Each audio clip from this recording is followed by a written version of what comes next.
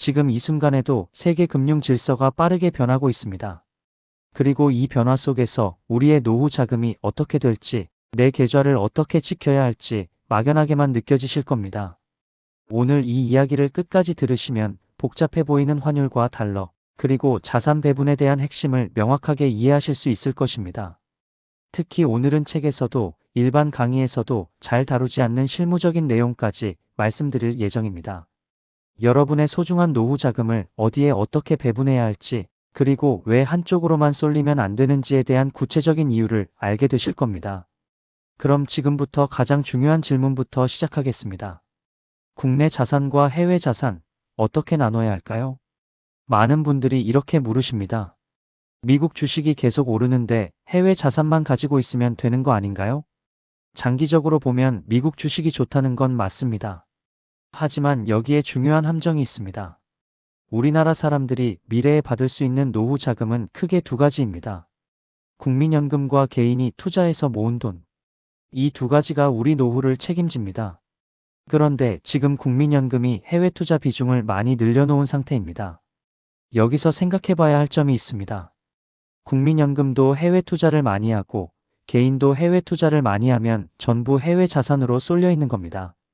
자산관리 전문가들이 가장 경계하는 게 바로 이런 쏠림 현상입니다. 좋은 건 맞는데 한쪽으로 쏠려 있으면 한번 거기서 문제가 생기면 내 자산 전체가 녹아버립니다. 이런 가능성도 충분히 염두에 둬야 합니다. 그래서 결론은 이렇습니다. 국내 자산과 해외 자산이 고르게 분포되어 있어야 합니다. 6대 4든 5대 5든 4대 6이든 비율은 개인마다 다를 수 있습니다. 하지만 어느 한쪽이 완전히 제로로 가는 건 위험합니다. 환율의 파동, 이걸 어떻게 읽어야 할까요? 지금 우리 사회 전반적으로 양극화가 심해지고 있고 쏠림 현상이 심화되고 있습니다. 국내 주식에서도 부동산에서도 마찬가지입니다. 이런 상황에서 가장 중요한 건 방향이 어디냐가 아니라 파동을 읽는 것입니다.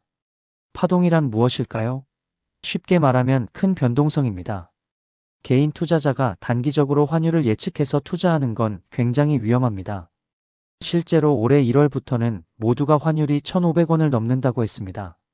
그런데 롤러코스터처럼 아래로 쭉 떨어졌죠.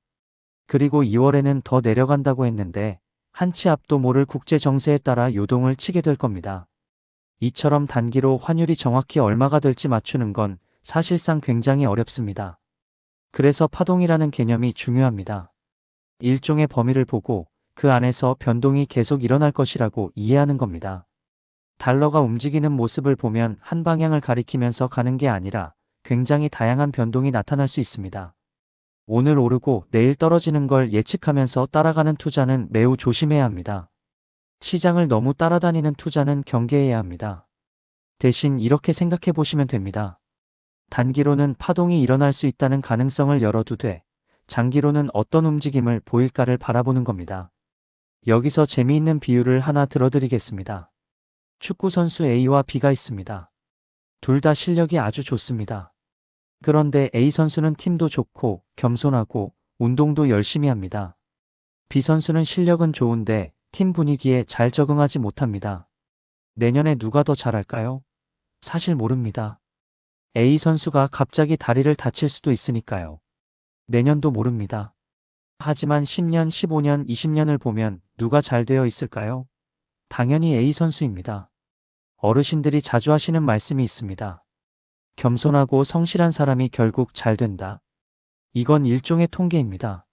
자신들의 경험 속에서 배운 하나의 통계죠. 환율도 마찬가지입니다. 단기로 보면 엄청난 파동이지만 멀리서 보면 전체적인 흐름이 보입니다.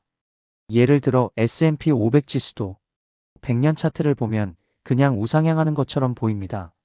하지만 가까이 가서 보면 난리가 납니다. 그러니까 단기로는 파동이 굉장히 중요하지만 중장기로는 어떤 움직임을 보일까를 바라볼 필요가 있습니다. 중장기적으로 환율은 어떻게 될까요? 중장기적으로 바라봐야 할 관점은 과거와 지금 우리나라가 어떻게 바뀌는지를 보는 게 중요합니다. 지금 환율의 대전환이 일어나고 있습니다. 핵심은 이겁니다. 옛날처럼 낮은 환율로 돌아가기가 쉽지 않다는 것입니다. 왜 그럴까요? 구조 자체가 바뀌었기 때문입니다. 과거에는 우리나라가 수출을 굉장히 잘했습니다. 특히 중국 수출이 많았습니다. 그런데 지금 우리나라는 재작년부터 31년 만에 중국과의 무역에서 적자입니다. 작년도 적자였고 올해도 적자입니다. 미국과의 무역에서는 흑자가 크긴 한데 문제는 트럼프 행정부 하에서는 이 흑자도 조금 줄어들 가능성이 있습니다. 장기로 봤을 때 우리나라 무역 흑자가 점점 줄어들 수 있습니다. 그런데 앞서 말씀드렸듯이 해외 투자는 3, 4년 전부터 굉장히 빠르게 늘어나고 있습니다. 그럼 어떻게 될까요? 무역으로 들어오는 달러는 줄어드는데 나가는 달러는 많아집니다. 아주 긴 호흡으로 봤을 때 우리나라의 달러가 점점 줄어드는 문제가 생깁니다. 장기적으로 봤을 때 환율이 조금씩 레벨을 높여갈 수도 있다는 관점입니다. 여기서 질문이 나옵니다. 그럼 언제 올라요? 그런데 단기로 바라보면 파동이기 때문에 그런 걸 예측하는 건 어렵습니다. 그래서 이렇게 생각하시면 됩니다. 아주 긴 호흡에서 예를 들어 달러 자산을 일부 정도 가져간다. 이런 건 필요하다는 겁니다. 파동의 성격이 뭔지, 파동이 강하면 강할수록 우리가 단기 예측할 때 굉장히 힘들어집니다. 개인 투자자들이 단기로 예측하고 들어가는 건 좀 피하자는 관점에서 보시면 좋습니다. 자산은 반드시 분산해야 합니다. 고액 자산가들의 자산을 보면 그분들은 여러 자산으로 분산해서 가지고 계십니다. 고액 자산가가 아니더라도 우리 개인들도 예전에 비하면 달러 자산, 미국 장기 국채, 단기 국채 이런 걸 이제 삽니다. 또 미국 국채만 하는 게 아니라 인덱스 펀드도 하고 개별 종목도 하고 성격이 다른 자산들이 정말 많습니다. 그렇다면 현 시점에서 금, 달러, 국내 자산을 어떤 비율로 가져가는 게 합리적일까요? 이건 사람마다 다릅니다. 하지만 중요한 원칙은 있습니다. 2, 3년 전에 통화 분산이 필요하다는 말이 많이 나왔습니다. 통화 분산이란 해외 자산, 달러 자산을 조금 가지고 있어야 한다는 개념입니다. 그때는 우리나라 사람들이 해외 자산을 많이 안 가지고 있었습니다. 서학개미라는 말이 없었을 때니까요. 코로나 이후부터 서학개미들이 많이 힘을 얻으면서 해외 주식을 많이 담고 있습니다. 그래서 몇 %씩 가지고 있으세요라고 얘기하는 것보다는 이렇게 말씀드리고 싶습니다. 국내 자산과 해외 자산이 고르게 분포되어 있어야 합니다. 그게 6대 4이건 5대 5이건 4대 6이건 상관없습니다. 어느 한쪽이 완전히 제로로 간다. 이건 위험합니다. 여기서 반론이 나올 수 있습니다. 해외 자산이 훨씬 좋은 거 아니냐? 미국 주식 올라가는 거 보면 장기적으로 미국 주식 좋지 않냐? 맞습니다. 하지만 이렇게 설명해 드리겠습니다. 최근 한국은행 금융통화위원회에서 이창용 총재가 한 말이 귀에 꽂혔습니다. 이렇게도 생각해 볼 수 있겠구나 싶었습니다. 우리나라 사람들이 투자를 하는 이유는 미래의 먹거리를 확보하고 싶은 겁니다. 우리나라 사람들이 미래에 연금으로 받을 수 있는 건 국민연금이 있을 겁니다. 그리고 또 하나는 개인의 투자를 통해서 모은 돈이 우리 미래의 노후를 책임져 주겠죠. 그러면 개인의 투자와 국민연금이 우리 투자의 핵심입니다. 그런데 잠깐 보시면 국민연금이 해외 투자를 많이 늘려놨습니다. 이 상태에서 국민연금도 해외 투자를 많이 하고 있는데 개인도 해외 투자를 많이 하면 전부 해외 투자로 포트폴리오가 쏠려 있는 겁니다. 자산 관리를 하는 사람들은 쏠리는 걸 굉장히 경계합니다. 왜냐하면 좋은 건 맞는데 쏠리면 한번 거기서 문제가 생기게 되면 내 자산 전체가 녹습니다. 그럴 가능성도 우리가 염두에 둘 필요는 충분히 있습니다. 더 구체적으로 설명하면 이렇습니다. 국민연금부터 시작해서 개인까지 다 해외 투자하면 전부 다 돈이 나가버려서 새로운 투자 자금이 생길 때마다 모두 다 해외 자산을 사러 갑니다. 그럼 모두 다 사러 가면 가격이 뜁니다. 달러도 세지고 주식도 비싸게 사게 됩니다. 그런데 베이비붐 세대가 은퇴를 하면 일정 연도 이후부터는 연금을 지급해줘야 합니다. 그럼 어떻게 될까요? 해외에 있는 자산을 팔고 돌아와야 됩니다. 그럼 그때는 전부 동시에 팔고 돌아와야 하니까 그 순간에는 일시적으로 달러가 약해질 수도 있고 주식이 빠질 수도 있습니다. 너무 한쪽으로 몰려갔다가 몰려오는 이런 위험이 생길 수 있습니다. 그래서 이건 우리가 한번 고민해 봄직한 문제입니다. 미국 주식이 너무 좋으니까 무조건 그것만 해야지. 이건 역시도 하나의 위험이 될 수 있다는 겁니다. 작년에 미국 주식으로 너무 많이 몰려가다 보니까 새해에는 우리나라 주식이 70%가 넘게 뛰었습니다. 그 상승을 누리지 못하신 분들이 의외로 많습니다. 미운 상승인 겁니다. 왜냐하면 즐거워하는 사람이 많지 않은 그런 형태의 주가 상승장이 올해 나타났기 때문입니다. 그래서 포트폴리오의 국내 자산, 해외 자산은 고루 균형을 잡아주는 게 좋습니다.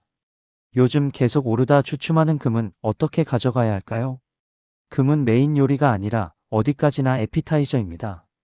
당연히 에피타이저가 감동을 주는 식당도 있습니다. 하지만 그 자체가 메인 요리가 되진 않습니다. 그래서 에피타이저 정도의 비중으로 가져가시는 게 딱 좋습니다.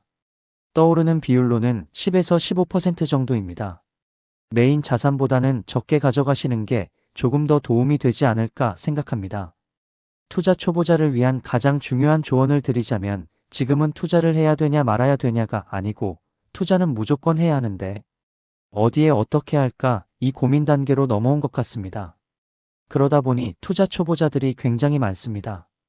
특히 코인이나 주식은 위험 자산으로 분류되고 금이나 채권 같은 것들은 안전 자산으로 분류됩니다. 그렇다면 투자 초보자에게 가장 안전한 투자 방법은 무엇일까요? 초보라는 전제가 중요합니다. 투자를 너무 크게 가져가시는 건 위험합니다. 전쟁을 할 때 반드시 정찰대를 보내야 합니다. 정찰대는 대부분 위험을 먼저 경험합니다. 그래서 정찰대를 보내는 게 굉장히 중요합니다. 예를 들어 굉장히 보수적인 사람이 갑자기 주식을 사고 싶어집니다. 왜 사고 싶냐면 다른 사람들이 많이 샀기 때문입니다. 많이 올랐으니까 뉴스가 계속 들립니다. 나만 손해보나? 이런 생각이 들어서 들어가고 싶어질 때가 생깁니다. 계속 참다가 도저히 안 되겠다. 들어가자 하는 순간이 고점이 되는 경우가 굉장히 많습니다. 그래서 정찰대를 보내는 게 굉장히 중요합니다. 정찰대만 보내면 많이 오르는 걸 못 먹을 수 있지 않습니까? 어쩔 수 없습니다. 초보라는 전제를 깔고 갔으니까요. 초보는 기본적으로 전부를 한 번에 투자했는데 갑자기 흔들리면 멘탈이 나갑니다. 그럼 떨어진 상태에서 던져버립니다. 그래서 첫 번째는 정찰대를 먼저 보내보는 겁니다. 어떤 자산이든지 가네요. 만약 절친한 친구가 나 이거 투자하고 싶다. 어떻게 할까? 물어보면 이렇게 답합니다. 첫 번째, 너가 좋아하는 게 뭐냐? 유튜브라든지 책 같은 걸 보면서 투자에 대한 공부를 좀 했냐? 그게 안 되어 있으니까 투자 공부를 먼저 하게 하고 유력한 후보 상품권을 만들어야 합니다. 그럼 이제 이거 살까? 하면 조금씩 나눠서 사야 합니다. 정찰대부터 보내야 하죠. 책으로 볼 때하고 내 돈이 실제로 들어갔을 때는 완전히 다릅니다. 전혀 다른 느낌입니다. 관심이 확 들어가고 이 관련된 뉴스가 쏙쏙 들어옵니다. 재미없는 채널에서 얘기해도 이건 들어야 돼 이렇게 됩니다. 정찰대를 보내서 그 정찰대의 희생으로 어떻게 보면 공부를 한층 더 많이 하게 되고 실제 시장에서 실전에 들어갔을 때 어떻게 움직이는 걸 보게 됩니다. 이게 마치 축구 국가대표팀이 평가전을 돌려보는 거죠. 연습 경기할 때하고 평가전 할 때하고는 다릅니다. 우리 A팀, B팀 선수들끼리 연습 경기하는 거하고 평가전은 또 전혀 다릅니다. 우린 월드컵에 나가야 하지 않습니까? 평가전 많이 해봐야 되지 않을까요? 평가전을 해보면 이 선수가 연습 경기에서만 잘하는 건지 실전에서도 괜찮은지 이걸 알 수가 있습니다. 그럼 거기서 우리가 좋아하는 펀드, 좋을 것 같은 ETF, 이 ETF는 어떤 특성이 있는지를 책에서 보는 게 아니라 내가 실제로 한번 체험해 보게 됩니다. 예를 들어 좋은 ETF인데 떨어질 때 정말 시원하게 떨어집니다. 하루에 7에서 8%씩 떨어지면 멘탈이 나갑니다. 큰 금액이 들어갔으면 멘탈이 제대로 나갔을 겁니다. 작은 금액이 들어가 있으니까 수업입니다. 이 ETF는 나하고 안 맞네가 아니라 상성이 안 맞는 겁니다. 그 ETF가 나쁘다는 게 아니라 나하고 안 맞는 거예요. 그런 것들도 걸러내야 됩니다. 그래서 꼭 드리고 싶은 말씀이 뭘 몇 퍼센트 사냐 이거보다는 일단 준비를 하고 들어가야 한다는 겁니다. 모의고사 여러 번 보고 수능 봐야죠. 정찰대라는 것도 각자 사람에 따라서 생각하는 정찰대의 규모 자체가 다릅니다. 사회초년생이냐 아니면 그 이상 사회생활을 더 오래 하신 분들이냐에 따라서 또는 자신의 자산 규모에 따라서 이 정도면 만약에 이게 갑자기 녹아도 정말 수업료로 생각할 수 있겠다라는 수준으로 생각하시면 됩니다. 학원비처럼요. 직관적으로 생각해도 내가 산 ETF가 0이 되지 않을 겁니다. 예를 들어서 100만 원으로 10개를 나눠 샀습니다. 그럼 100만 원으로 10개 나눠서 사면 개당 10만 원이죠. 이 100만 원이 0이 되지는 않을 겁니다. 반토막 났어요. 그러면 50만 원 날아간 거거든요. 50만 원이면 충분히 수업료로 생각할 만합니다. 거시경제도 함께 봐야 합니다. 미국 주식 초기에 투자하기 시작할 때 지금에 비하면 들어가 있는 돈이 몇 푼 없었습니다. 굉장히 소액이었습니다. 근데 공부는 그때 제일 많이 했습니다. 거시경제를 공부하고 테이퍼링이라는 개념도 공부했습니다. 테이퍼링은 전공자들 중에서도 알기 어려운 개념인데요. 거시경제는 이렇게 보시면 됩니다. 바람의 방향이 바뀌는 겁니다. 전쟁을 하는데 화살을 쏘고 싶습니다. 불어라 동남풍이지 않습니까? 근데 동남풍이 안 부는데 어떻게 화살로 전쟁을 하겠습니까? 거시경제는 이렇게 말씀드립니다. 동남풍이 불면 이깁니까? 모릅니다. 근데 동남풍이 불면 유리합니까? 맞습니다. 유불리를 예상합니다. 그래서 거시경제도 같이 보실 필요가 있습니다. 책에서 동남풍이 붑니다. 이렇게 얘기하면 이게 무슨 도움이 돼? 생각하실 수 있는데 도움이 됩니다. 실전 투자하시는 분들에게는요. 환율이나 금리 이런 것들에 관심 가지면서 보시는 거 보면 개별 주식을 하시는 분들도 굉장히 열심히 공부하십니다. 유튜브 앞에 앉아서 7시간 동영상 강의를 볼 수 있는 사람들은 우리나라 사람들밖에 없다고 생각합니다. 스터디 카페 같은 데 가보면요. 스터디 카페 가서 앉아 있으면 앞에 고등학생, 중학생들 앉아서 공부하는데 2시간 반 동안 일어나질 않습니다. 동영상 보면서 진짜 열심히 합니다. 우리 학생들이 인터넷 강의 세대입니다. 그럼 유튜브를 예를 들어서 7시간짜리 환율 대특집 동영상 있으면 7시간 앉아서 공부합니다. 볼 수 있습니다. 외국에서 7시간 앉아서 환율 대특집 보면서 노트 필기하면서 공부하는 사람은 많지 않을 겁니다. 그게 우리나라 사람만의 DNA가 있습니다. 그래서 우리나라 사람이 해외 투자에도 경쟁력이 있지 않나 하는 생각도 듭니다. 거시경제 공부하시는 거 보면서 그런 생각 정말 많이 하게 됩니다. 강달러와 약달러 시나리오는 어떻게 전개될까요? 2026년에는 강달러, 약달러가 요동을 칠까요? 환율이 많이 흔들릴 때는 일반적으로 강달러의 원인을 보는 게 굉장히 중요합니다. 강달러의 원인 중에 대표적인 게 미국 경제가 좋아서 강달러가 나오는 경우가 꽤 많습니다. 강달러일 때는 미국 주식이 힘을 받습니다. 미국 주가도 오를 뿐 아니라 달러도 세니까 얼마나 수익이 좋겠습니까? 주식에서 수익 나고 환율에서도 수익 나는데요. 근데 약달러가 되면 어떤 일이 생기냐면 미국 이외 국가들에게 기회가 생깁니다. 미국 이외의 신흥국들은 달러 부채가 꽤 많습니다. 기축 통화이기 때문에 달러를 많이 쓰거든요. 달러 빚이 많습니다. 달러 빚이 많을 때 달러가 세면, 즉 강달러면 앉은 자리에서 빚이 늘어납니다. 굉장히 힘들어집니다. 근데 약달러가 되면 앉은 자리에서 부채 부담이 줄어듭니다. 그러면 우리가 쳐다도 안 보던 신흥국에서 기회 요인이 생깁니다. 신흥국이 굉장히 좋아집니다. 그러면 미국 주식도 좋지만 달러가 약해져 매력이 떨어져 있는 상태에서 다른 쪽의 매력이 확 올라오면 이런 데서 기회 요인이 생기는 겁니다. 그래서 강달러일 때는 미국을 많이 바라볼 필요가 있고 보시더라도 선진국 중심으로 보셔야 됩니다. 약달러일 때는 사실 신흥국 같은 경우도 한 번씩 또 기회가 날 때가 있습니다. 그럼 이 얘기를 왜 해드리고 있냐면 강달러입니까? 약달러입니까? 가 아니라 강달러 약달러가 계속해서 교체될 수 있습니다.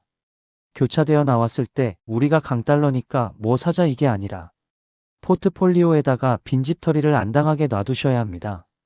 우리가 미국 한쪽으로 쏠리는 것들보다도 미국 이외에 있는 자산들도 내 포트폴리오에 담아놔야 강달러, 약달러의 이런 교차 속에서도 우리가 수익을 온전히 지킬 수 있습니다. 빈집털이라고 말씀드렸는데 올해 국내 주식 70% 오를 때 빈집털이 당하신 분들 많습니다. 그런 것들을 우리가 관심을 가지고 봐야 합니다. 국내 주식에서 수년간 하다가 안 되어서 서학개미로 넘어갔더니 국내 주식이 쭉 올라가는 걸 보면 무섭습니다.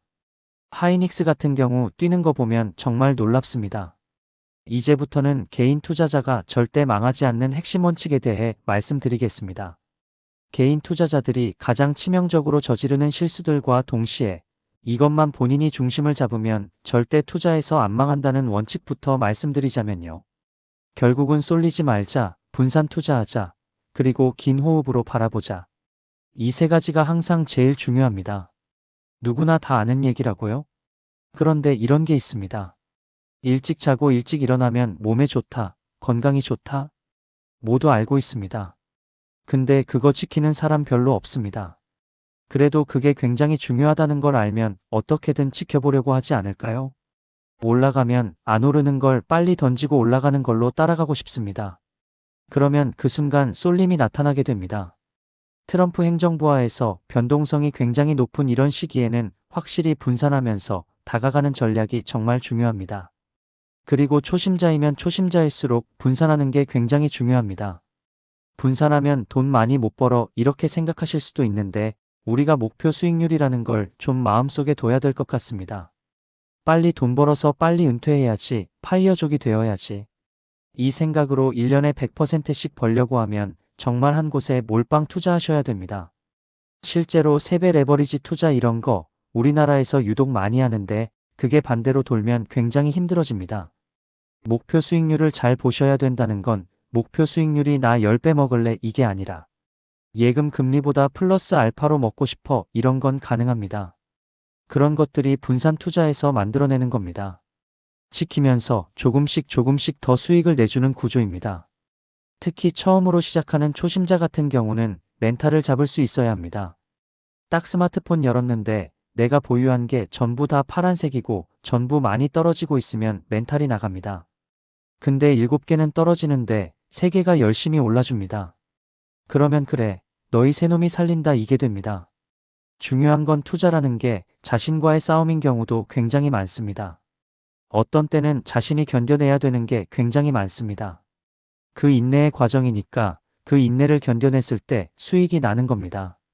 그래서 꼭 우리가 투자를 할 때 긴 호흡에서 바라보자, 분산 투자하자, 쏠리지 말자.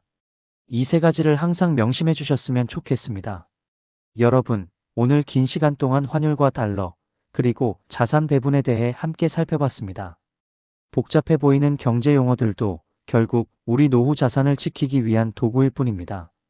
더 깊이 공부하고 싶으시다면 거시 경제에 대한 책들을 찾아보시는 것도 좋습니다.